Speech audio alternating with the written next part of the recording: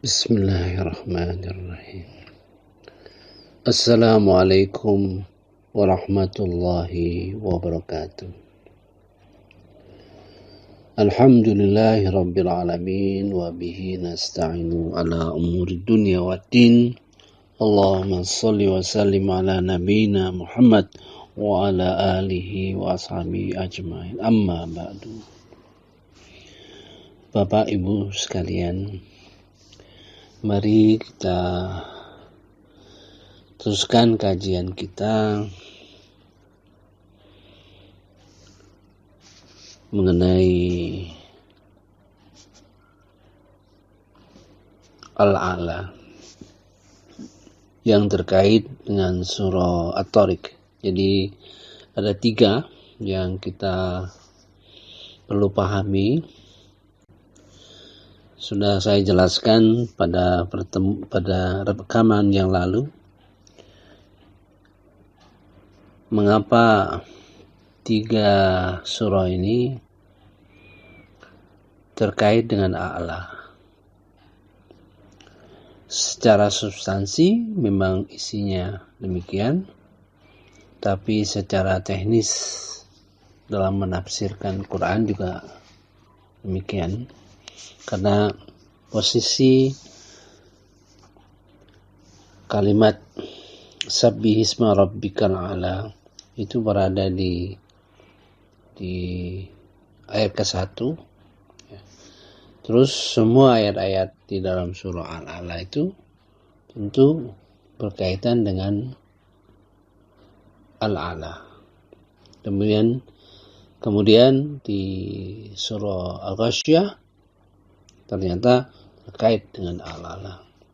Demikian juga 1 surah di atasnya. Kalau kita melihat surah di atasnya, maka terkait dengan Al-A'la. Kebesaran Allah Subhanahu wa taala.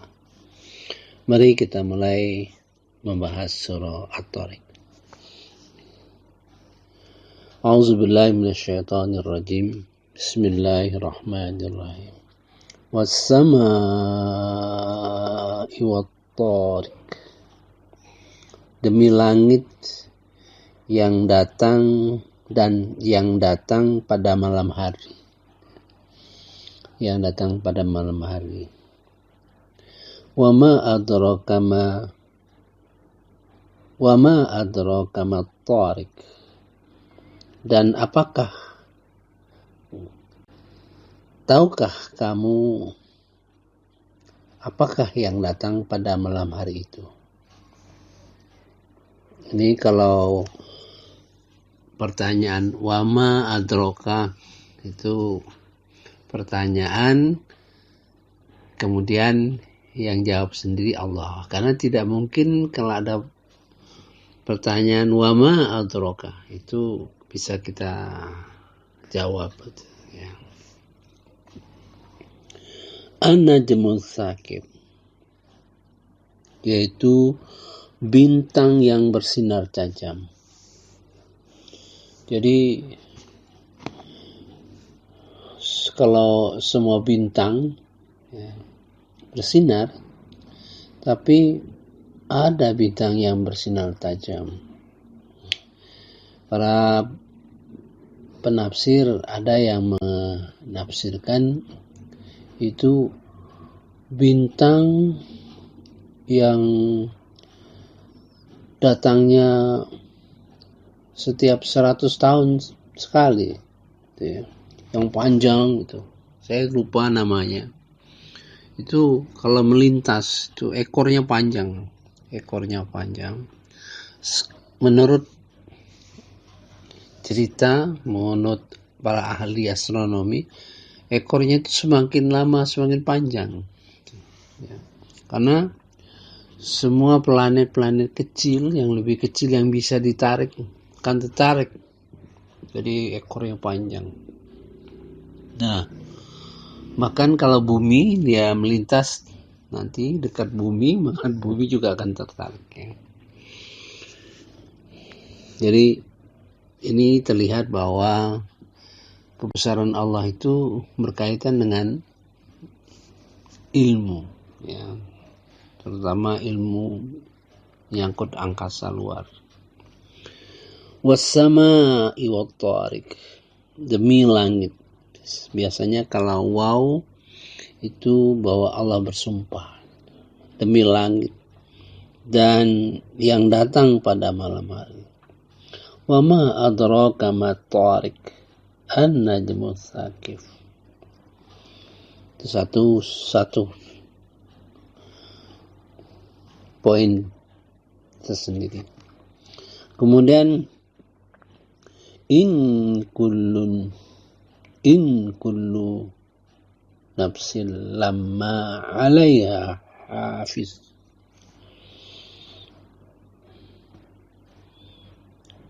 Tidaklah setiap jiwa kecuali atasnya penjaga, malaikat yang menulis amal-amal.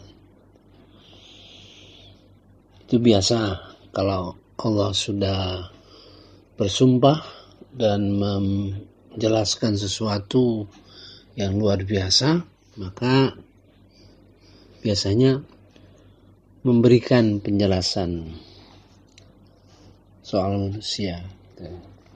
In kullu nafsil lamma 'alaiha hafiz.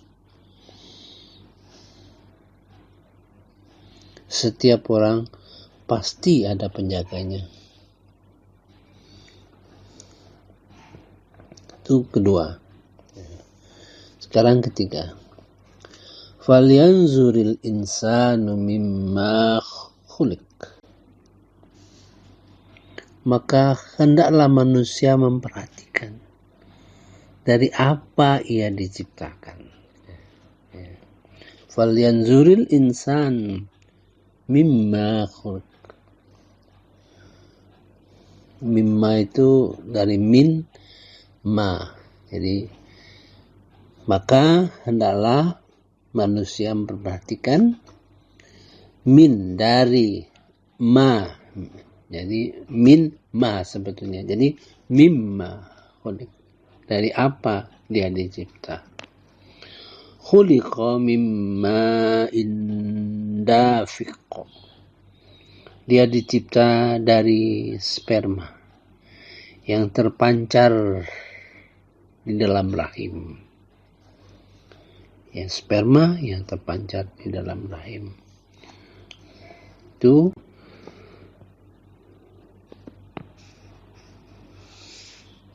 satu poin lagi. Yakhruju min baini sulbi wa taraib.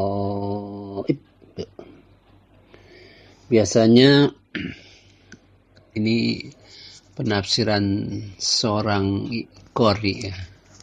Artinya sering baca gitu. Kalau bacaan sampai 6 harakat itu biasanya kata-kata itu penting, ya. Justru itu merupakan yang jadi perhatian. Seperti ghairil maghdubi alaihim waladdallin.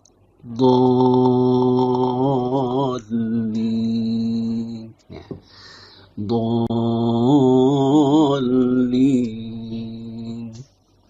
Jadi penafsiran atau kesan yang diperoleh oleh seorang qari dari perasaan membaca, gitu.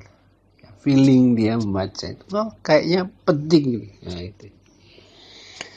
Yakhruju min bainis sulbi wat taraib.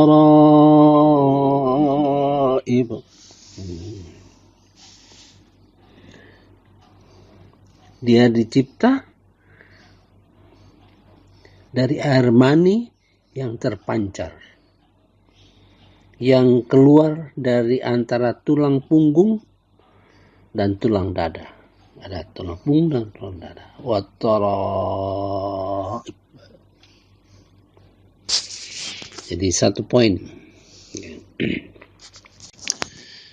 Nah, sekarang poin yang lain. Innahu wada raj'i laqadir. Sungguh, ini kita perhatikan selalu innahu. Sudah saya sampaikan, sungguh dia. Itu merupakan kalimat berikutnya merupakan hal-hal yang penting. Sungguh Allah benar-benar kuasa untuk mengembalikannya hidup setelah mati. Yauma tublas sarair.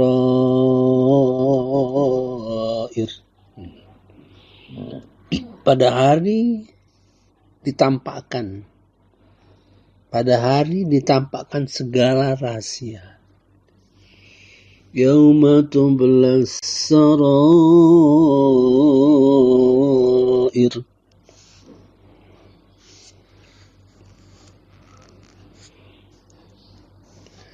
Fama lahu min quwwatin wala nasir.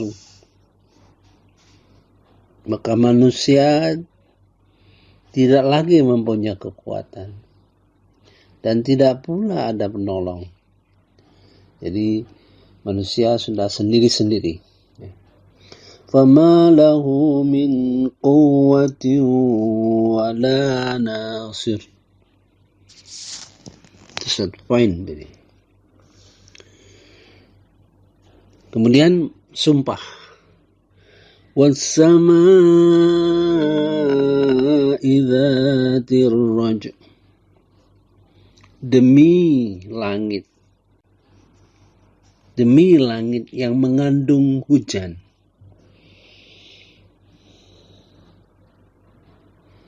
Wal ardi dzatis sad'. Dan bumi yang mempunyai tumbuh-tumbuhan.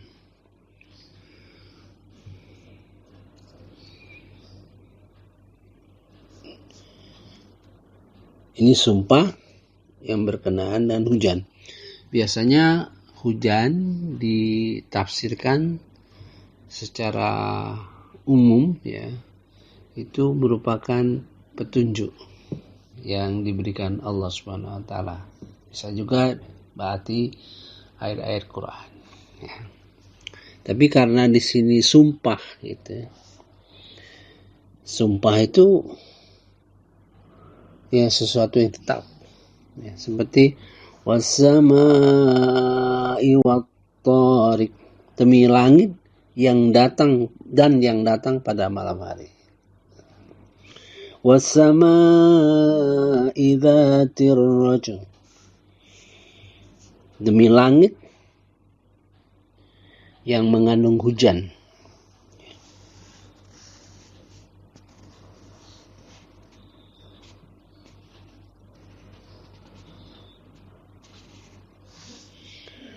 Wal ardi dzatis sad',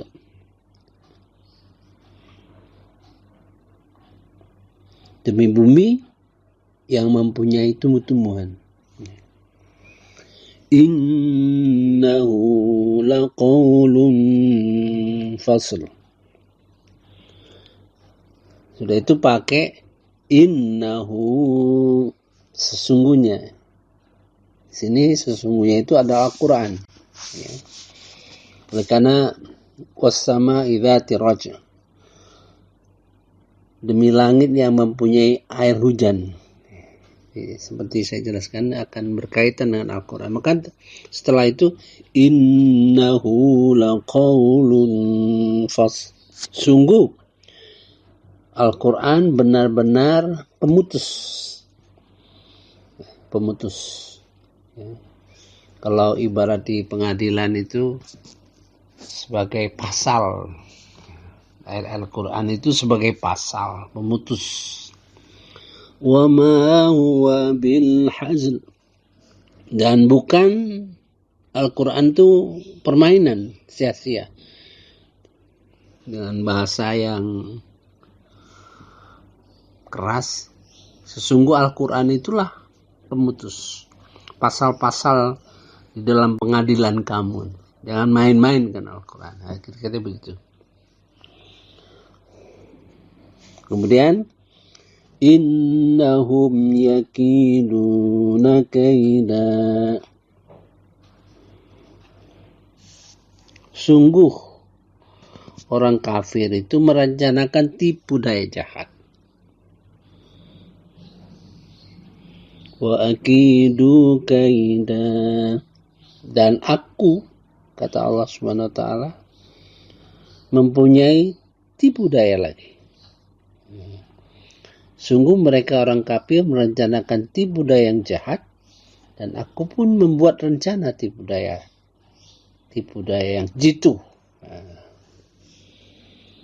Famahilil kafirina amhilhum ruwaida.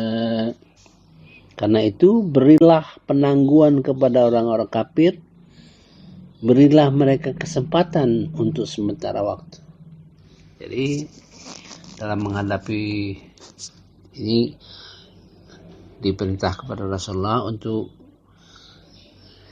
ibarat menghadapi orang kafir itu beliau sabar ya. Kalau misalnya peristiwa di Taif ya, sampai dia dilempar ya dengan batu sampai berdarah gitu. Kalau dia berdoa, malaikat Jibril datang ya, untuk menghukum dia dengan mengangkat gunung di sekitar itu dengan mudah ya. Tapi Nabi Muhammad SAW tidak. Dia masih punya harapan. Kalau tidak bapaknya, anak keturunan mereka. Ternyata permintaan dan permohonan Nabi Muhammad SAW dikabulkan oleh Allah SWT. Itu famahilhum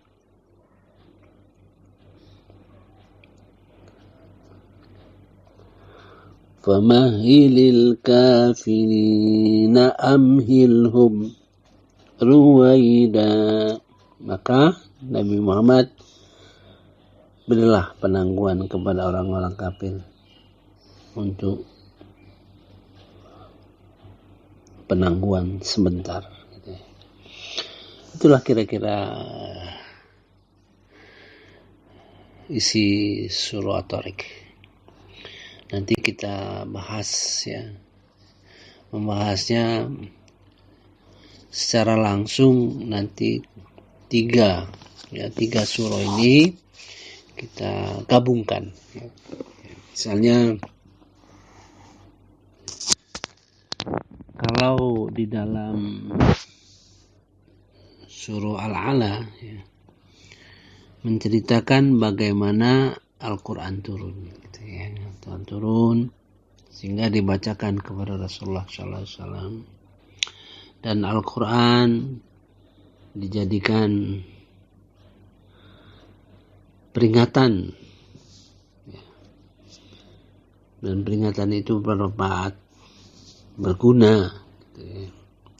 Di sini di dalam surah At-Tariq, innahu laqaulun fasl, sungguhnya Al-Quran itu benar-benar pemutus menjadi pasal-pasal ya. Wa ma huwa bil hazl, jangan main-main Al-Quran. Kita nanti gabung, mudah-mudahan menjadi satu poin yang bisa kita ingat dengan cepat gitu. Kemudian kalau kejadian manusia ya, bagaimana manusia terjadi ya, pada akhirnya dia juga berakhir gitu ya, kita gabung sana. Dan terakhir manusia akan dihadapkan dengan pengadilan dan dihisab ya. Itu dalam surah Al-Ghasyiyah. Saya kira sebagai pengantar cukup. Wassalamualaikum warahmatullahi wabarakatuh.